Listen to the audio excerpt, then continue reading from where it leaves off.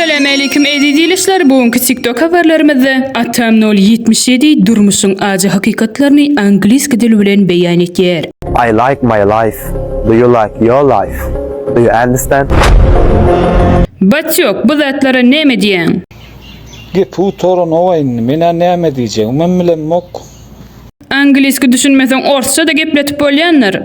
Лучше быть умным, иногда тупить, чем быть тупым и постоянно умничать. Скажете, да? Şeýle acı hakikatlerden soň atam üçin näme diýmekçi Batyok ýüregiňdäkini aýt. Ýok, çekdiň telefonuny. Ýok etdi. Atam sen näme diýen? Men çıkaryan acı hakikatli videolarım yürücüňde degýärmi, özüňde çekýänmi? Men aýdýan atam, agyr degýän bolsa, men sen öňden çykmadýar. Blog etmenle. Ýo Batyok sen näme diýen?